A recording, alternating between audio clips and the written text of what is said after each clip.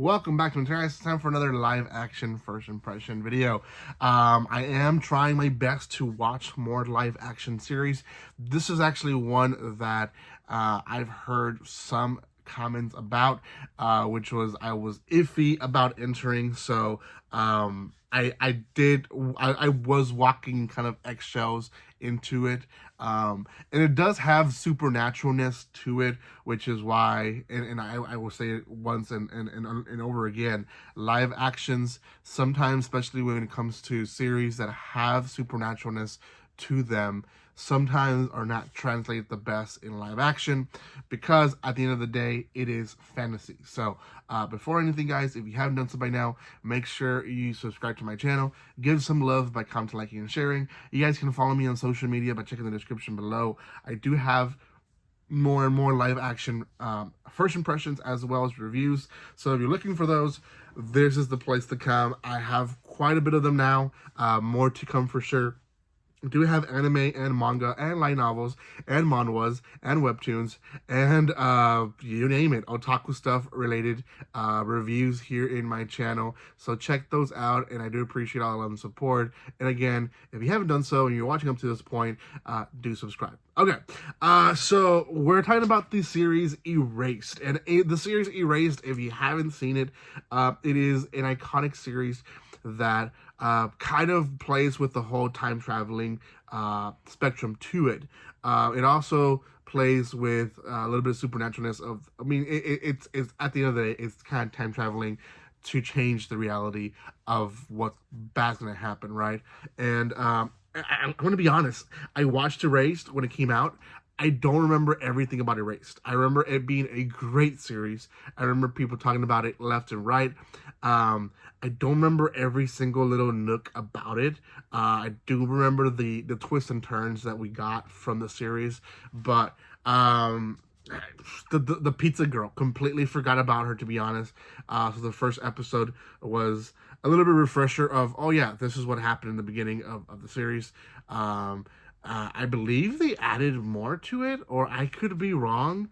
But I believe they maybe added more to it, or it just seems like the first episode was a lot longer than the first episode of the actual anime.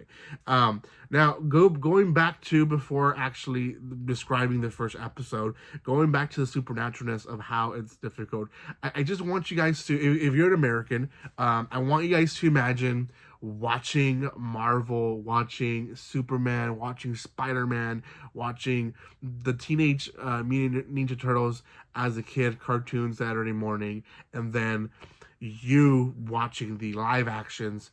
Maybe not everything was to your satisfactory, pleased, right? Spider-Man has been redone 3 times because we want more specific stuff, more better character development and all that, and we're never pleased, because again, fantasy is going to be better portrayed through animation, and that is really, at the end of the day, that's what it's going to be, right? So putting that aside, the live action, if you watch it in the eyes of someone who's never seen the series, it's not too bad.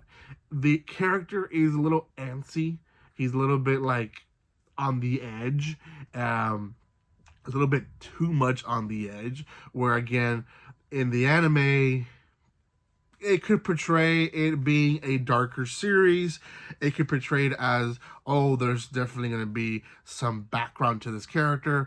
And in a live action, it's just kind of, it's almost annoying. Like, why are you so antsy about stuff, right? Just live your life and be okay with it, right? But then you later find out that he can essentially go back a few minutes and see what went wrong and fix the issue. The problem is, it seems like for every positive that he does, there has to be some negative that comes out of it. And sometimes it's put to him. So like, for example, he saves a little kid from being hit by a vehicle, ends up being the guy that's in the car, had a heart attack, and he gets hit as well. So there's negatives that do happen from him doing good. So there is the pizza girl who kind of likes him. I would say she does. And she doesn't know about the power. His mom shows up at some point as well, and the mom herself, she has an intuition of what his son's power is, just because of how, she's raised him all his life, so she knows somewhat about it. And at one point, there is a reverse of time, and he's like, I don't know what it is, but there's something that's bad gonna happen. Can you keep your eyes open, mom? And the mom does. She actually spots a guy, strange man, holding a little girl, and the guy looks at her directly in the face. And when he does, he decides to let go of the girl, and he goes a different direction, which means that he actually was going to kidnap the little girl. So she prevented this kidnap, and she tells her son, and then goes, I'm just kidding, right? Which to him, again, later on in the series, we find out that he knows his mom, and that usually when she says something like that, it was actually true, and because of it, there is an effect. And again, cause and effect, there is positive, there's negative. So what's the negative?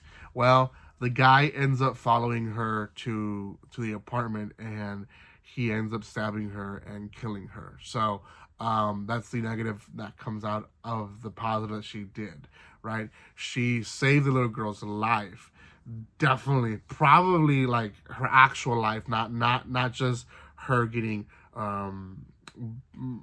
essayed and all that, but probably beyond that, she probably was going to be killed as well, because there is a mystery, and again, it's kind of like being thrown here and there, but there is a mystery that both mom and son were involved when they were younger, about a little girl, or little kids that went missing, and they found out that it was a specific guy, but they weren't convinced that the person that was blamed for the crime was actually the person that did the kidnapping. So there's this like a whole mystery in the background or what's going on that ties into the end of the episode, which again, if you've never seen this series, it is the beginning of the series, so I'm not really ruining anything, but essentially what happens is Satoru goes into this panic mode, like mom's dead, someone sees him coming out of the apartment with blood. I believe he's like the manager of the apartment or whatever. So in his head is like,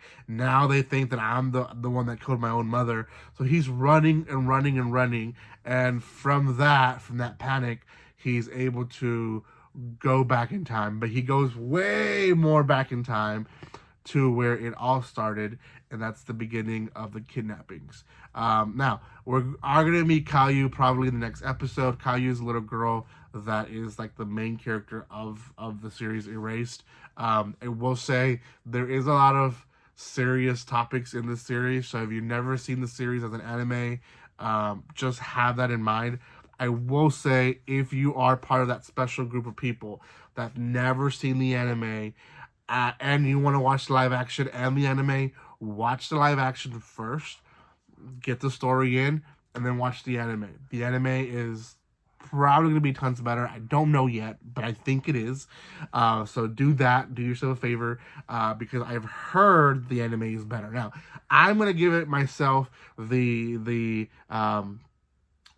honest review when I finish the series, but I'm not really sure if it was going to be as great as I'm hoping. Hopefully it is, because although there is supernaturalness to it, there's not a lot of supernaturalness to it like Dragon Ball and One Piece and all that, where you have all these people stretching out, doing powers, changing color and all that. It's different. This is a different supernaturalness, so maybe it can still be done right. So we'll see. Thank you guys so much for watching this. If you haven't done so by now, make sure you subscribe to my channel, give some love by commenting, liking, and sharing, and I will see you next time. And like always, don't be strangers. See you guys.